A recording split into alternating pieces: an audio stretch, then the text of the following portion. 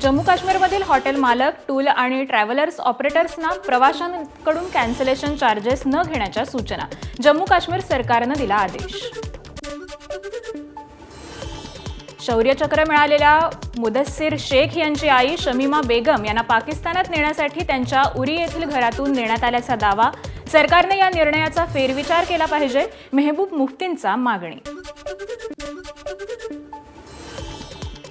मोदी सरकारला जे काही करायचंय त्याला पूर्ण पाठिंबा। सरकारच्या निर्णयाला जम्मू काश्मीरचे माजी मुख्यमंत्री फारुख अब्दुल्लांचं समर्थन। अणुहल्ल्याची धमकी देणाऱ्या पाकिस्तानला देखील फारुख यांनी सुनावलं। एनआयएचं पथक पुन्हा एकदा बैसरनमध्ये दाखल। एनआयए टीम बैसरन व्हॅलीमध्ये 3D मॅपिंग करणार। दहशतवाद्यांच्या पळून जाण्याच्या मार्गाची पाहणी 3D मॅपिंगद्वारे मिळवणार। पहलगाम हल्ल्याबाबत तपास करणाऱ्या एनआयएच्या हाती महत्त्वाचे पुरावे। 22 एप्रिलला दुपारी 2:25 सुमारास पहिला गोळीबार। हल्ल्याच्या वेळी बैसरन खोऱ्यात 400 जण होते। एनआयएच्या सर्वांच्या संपर्कात। दहशतवाद्यांना वाचवण्यासाठी पाकिस्तानची धडपड। हाफिज सईद आणि मसूद अझहरला कोट लखपत तुरुंगातून बहावलपूरला हलवलं। भारतच्या आक्रमक पवित्र्यानंतर पाकिस्तानच्या हालचालींना वेग। दहशतवादी हल्ल्याच्या एक दिवस आधीच पहलगाममध्ये आले होते। आपल्याला काश्मीरी आहेस का, हिंदू आहेस का असं विचारले। जालन्यातील पर्यटकांचा दावा। एनआयएला ईमेल करून माहिती दिली। पहलगाम हल्ल्यात पाकिस्तान लष्कराचा टॉप कमांडर दहशतवादी फारुख अहमदचं नाव समोर।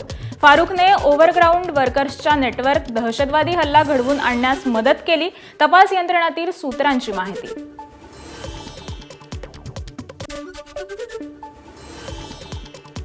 एलओसीवर भारताच्या राफेलच्या घिरट्या। पाकिस्तानी मीडियाचं वृत्त। राफेलच्या घिरट्यांमुळे पाकिस्तान बिथरला। रात्रीच्या वेळी भारतीय विमानांची गस्त। पाकिस्तानची झोप उडाली। सलग 6व्या दिवशी पाकिस्तानी लष्कराकडून गोळीबार। नौशेरा, सुंदरबनी, अखनूर सेक्टरमध्ये सीमेवर गोळीबार। पाकिस्तानी गोळीबाराला भारतीयांचंही प्रत्युत्तर। दहशतवाद्यांविरोधात सर्च ऑपरेशन जोरात सुरू।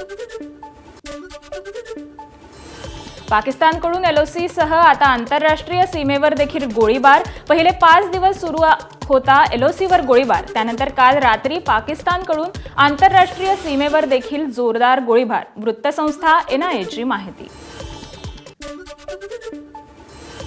पाकिस्तानला भारताची धडकी। पाकव्याप्त काश्मीरच्या गिलगिट बाल्टिस्तान भागात पाकिस्तानी वायुदलाचा सराव। युद्ध सरावाला ललकार-ए-मोमीन असं नाव देण्यात आलं।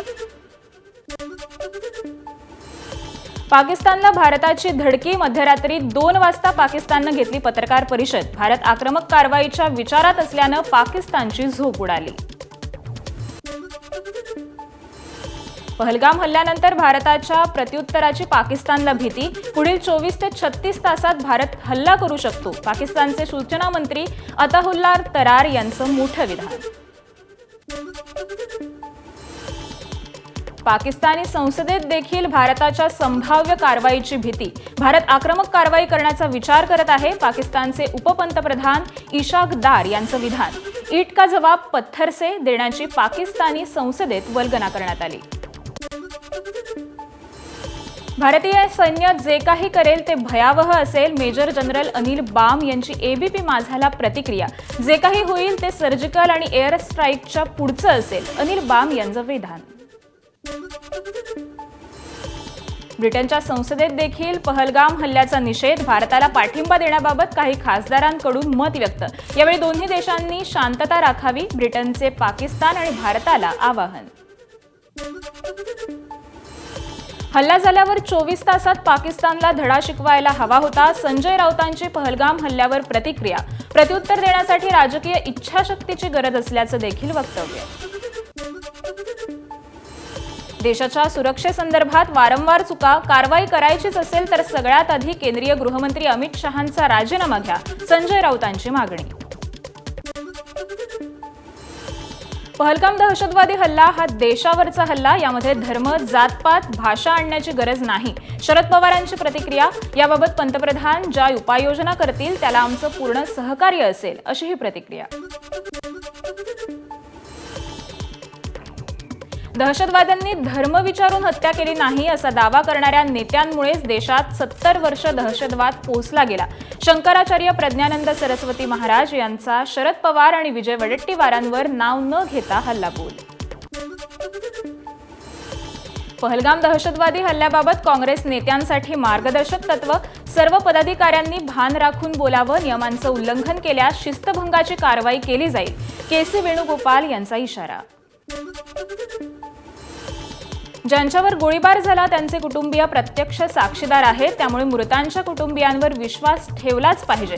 वडेट्टीवारांच्या पहलगाम हल्ल्याबाबतच्या विधानावर जयंत पाटलांचं प्रत्युत्तर. राहुल गांधी आणि काँग्रेस नेते पाकिस्तानचे लाडके, त्यामुळे आता काँग्रेसने पाकिस्तानातच निवडणुका लढाव्या. भाजप प्रवक्ते संबिता पात्रांचा आरोप. मोदींबाबत काँग्रेसने केलेल्या गायब पोस्टरवरून संताप. राहुल गांधींनी घेतली शुभम द्विवेदींची कुटुंबियांची भेट. द्विवेदींचा पहलगाम हल्ल्यात मृत्यू झाला होता. दहशतवाद्यांना धर्म नसेल तर त्यांच्यासाठी नमाज. अंत्ययात्रा काढू नये. आरएसएसचे राष्ट्रीय कार्यकारिणी सदस्य डॉक्टर इंद्रेश कुमार यांची प्रतिक्रिया. भंडाऱ्यात पहलगाम हल्ल्यातील मृतांना अनोखी श्रद्धांजली. चित्रकार चित्रा वैद्य यांनी नेव्हीचे लेफ्टनंट विनय नरवाल यांच्या मृतदेहासमोर उदास मनानं बसलेल्या त्यांच्या पत्नीचं 3D चित्र रेखाटत मृतांना श्रद्धांजली वाहिली. पाकिस्तानी नागरिकांसोबतच बांगलादेशींना देखील देशाच्या बाहेर काढा. पाकिस्तान पुरस्कृत दहशतवाद्यांचे स्पिरल सेल महाराष्ट्रातून नष्ट करा. ठाकरेंच्या शिवसेनेचे जिल्हाप्रमुख उत्तम कापसे यांची मागणी. भारताने पाकिस्तानच्या सर्व फ्लाईट्ससाठी एअर स्पेसरवर बंदी घातली. 2 मे पर्यंत कमर्शियल आणि मिलिटरी फ्लाईट्सवर बंदी असणार. पहलगाममधील दहशतवादी हल्ल्यानंतर मंत्री नितेश राणे ॲक्शन मोडवर. सागरी मंडळाचे प्रकल्प, बंदरे, जेट्टी, मत्स्य व्यवसायात अवैध बांगलादेशी, पाकिस्तानी आढळल्यास चौकशी करा. नितेश राणे यांचे आदेश. बीडच्या वडवणीत पहलगाम येथे झालेल्या हल्ल्याचा बीडच्या वडवणीमध्ये निषेध. दहशतवादी हल्ल्यात मृत्यू झालेल्या नागरिकांना अर्पण केली श्रद्धांजली. महाराष्ट्र राज्याचा आज 66वा स्थापना दिवस. राजधानीत आणि राज्यात विविध कार्यक्रमांचं आयोजन. तर ध्वजारोहणाचा मुख्य शासकीय कार्यक्रम राज्यपालांच्या हस्ते सकाळी 8 वाजता शिवाजी पार्क दादर इथं संपन्न होणार. पंतप्रधान नरेंद्र मोदी आज मुंबई दौऱ्यावर. बीकेसीमध्ये होणाऱ्या वेवज परिषदेचं मोदींच्या हस्ते उद्घाटन. परराष्ट्र मंत्री एस जयशंकर, केंद्रीय रेल्वे मंत्री अश्विनी वैष्णव देखील उपस्थित राहणार. महाराष्ट्र राज्य सृजनशील आहे, सांस्कृतिकदृष्ट्या वैभवशाली आहे. या वैभवात वेव्हजच्या आयोजनामुळे आणखी भर पडेल. महाराष्ट्राला ही संधी दिल्याबद्दल मुख्यमंत्री देवेंद्र फडणवीसांनी पंतप्रधान मोदींचे आभार मानले. जातनिहाय जनगणनेची मोदी सरकारकडून घोषणा. स्वातंत्र्यानंतर पहिल्यांदाच देशात जातनिहाय जनगणना होणार. जातनिहाय जनगणनेची घोषणा करताना भाजपची काँग्रेसवर टीका. मोदी सरकारच्या निर्णयामुळे मागासवर्गीयांना न्याय मिळणार. मुख्यमंत्री देवेंद्र फडणवीसांची प्रतिक्रिया. काँग्रेसनं जातनिहाय जनगणनेला सतत विरोध केला. फडणवीसांची टीका. जातनिहाय जनगणना हा ऐतिहासिक निर्णय. उपमुख्यमंत्री एकनाथ शिंदेंची प्रतिक्रिया. देशासाठी असे निर्णय घ्यायला धाडस लागतं. शिंदेंकडून कौतुक. जातनिहाय जनगणनेच्या निर्णयानंतर उपमुख्यमंत्री अजित पवारांनी मानले पंतप्रधान मोदी आणि गृहमंत्री अमित शहा यांचे आभार. जातनिहाय जनगणनेचा निर्णय भविष्यात जातव्यवस्था संपुष्टात आणण्यास मदत करेल. अजितदादांना विश्वास. देशासाठी सुवर्ण दिवस. जातनिहाय जनगणनेवर मंत्री चंद्रशेखर बावनकुळेंची प्रतिक्रिया. एससी, एसटी आणि इतर जातनिहाय अशी जनगणना केली जाणार. बावनकुळेंची माहिती. राष्ट्रवादी काँग्रेस पक्षाने जातनिहाय जनगणनेची मागणी केली होती. त्यानुसार सरकारनं मागणी मान्य केली. तर सरकारच्या निर्णयाचं आम्ही स्वागत करतो. खासदार सुनील तटकरे यांची प्रतिक्रिया. जातीय जनगणनेची मागणी विरोधी पक्षानं लावून धरलेली, आमच्या लढ्याला यश मिळालं, या निर्णयाचं स्वागत केलं पाहिजे, ह्यात कुठल्याही गोलमाल होता कामा नये, जितेंद्र आव्हाडांची प्रतिक्रिया. केंद्र सरकारच्या जातनिहाय जनगणनेच्या निर्णयाचं जयंत पाटलांकडून स्वागत. जातीनिहाय जनगणनेमुळे आपल्या देशातील समतेचा विचार आणखीन दृढ होईल, जयंत पाटलांना विश्वास.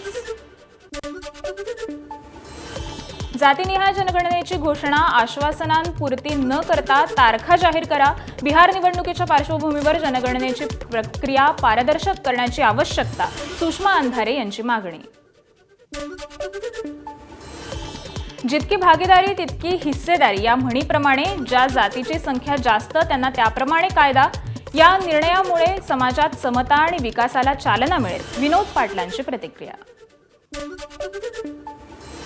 केंद्र सरकार जातीनिहाय जनगणना करत आहे हे चांगलं, यामुळे दूध का दूध, पाणी का पाणी होईल, मनोज जरांगेंची प्रतिक्रिया.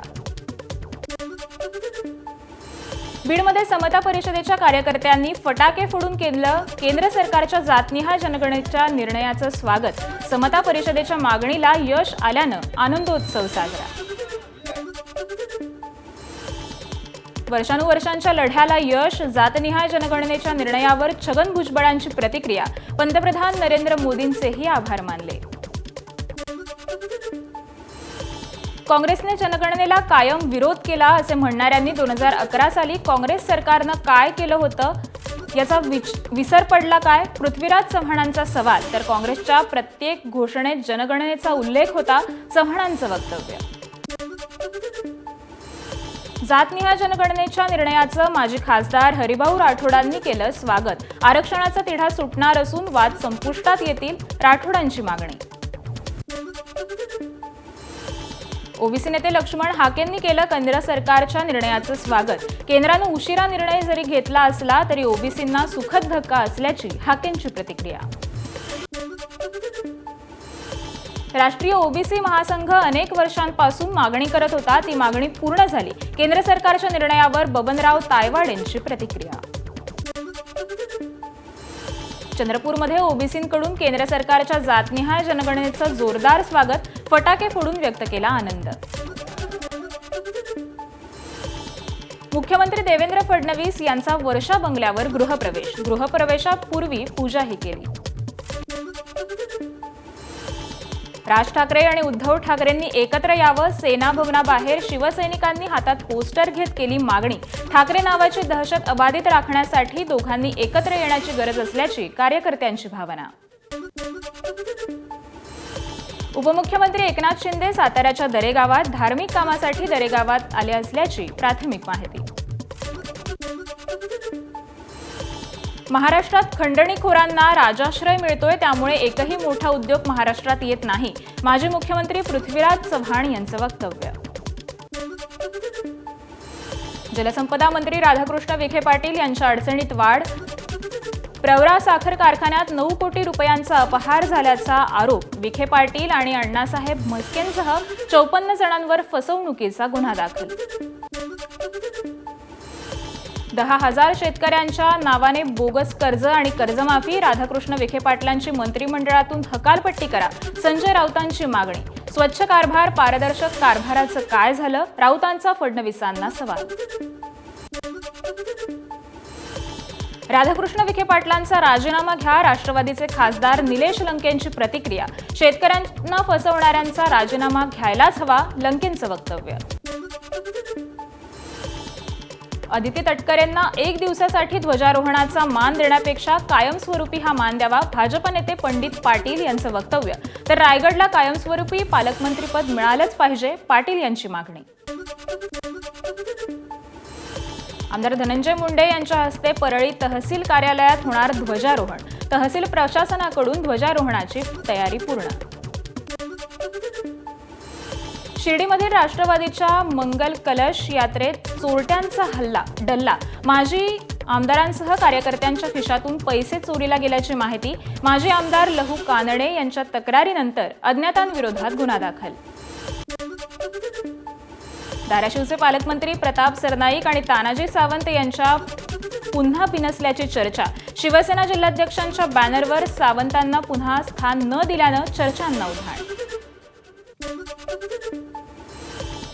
सावंत यांना काही कारखाने नव्यानं खरेदी करायचे, अशा व्यापात ते गुंतल्यामुळे पक्षाकडे आणि पक्षाच्या कार्यकर्त्यांकडे त्यांचं लक्ष कमी. शहाजीबाबू पाटलांची तानाजी सावंत यांच्यावर खोचक टीका.